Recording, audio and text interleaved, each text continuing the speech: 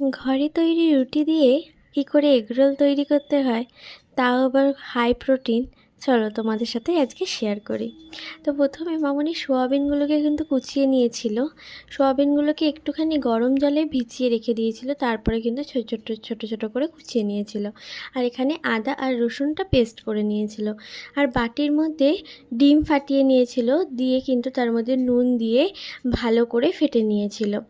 তারপর কিন্তু একটা কড়ার মধ্যে পরিমাণ মতো তেল দিয়ে, মানে খুব সামান্য, যাতে বেশি তেল না হয়ে যায়, তার মধ্যে কিন্তু সয়াবিনগুলোকে দিয়ে সামান্য পরিমাণে কিন্তু ভেজে নিয়েছিল ভালো করে, লাল লাল করে।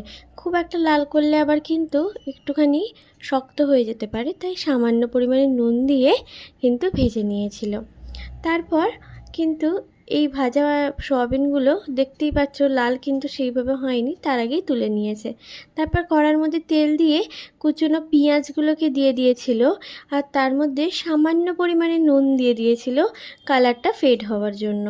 তারপর ভালো করে নেড়ে চেড়ে নিয়ে যতক্ষণে দেখতেই পাচ্ছ কীরকম লাল হয়ে গেছে, তারপর কিন্তু ওই আদা রসুনের পেস্টটা এর মধ্যে দিয়ে দিয়েছিল। তারপর কিন্তু এর মধ্যে একটা একটা করে সস দেবার পালা। Green chili sauce, tomato sauce, soya sauce দিয়ে দিয়েছিল, আর টমেটো সস দিয়ে দিয়েছিল, দিয়ে কিন্তু সোয়াবিনটাকে এর মধ্যে তুলে ভালো করে নেড়ে চেড়ে নিয়েছিল মামুনি। তারপর চাটুর মধ্যে অল্প করে তেল দিয়ে ওর মধ্যে আর একটা ডিম অ্যাড করা হয়েছিল, মানে ডবল ডিম। তো এর মধ্যে দিয়ে ভালো করে ভেজে নিচ্ছিল। এক পিঠটা ভাজা হয়ে গেলে উল্টে দিয়ে কিন্তু ওর মধ্যে আগে থাকতে তৈরি করা ঘরের রুটি কিন্তু দিয়ে দিয়েছিল। এবার রুটিটা তোমাদের যদি তোমরা হেলদি রাখতে চাও তাহলে আটার দিতে পারো, আমরা এখানে ময়দার রুটি ইউজ করেছি। তো তারপরে কিন্তু ওইটাকে তুলে নিয়ে ওর মধ্যে এবার শসা কুচি, পেঁয়াজ কুচি সব দিয়ে কিন্তু এবার ডেকোরেট করলে কিন্তু রেডি হয়ে যাবে আমাদের এরকম একটা হাই প্রোটিন রোল।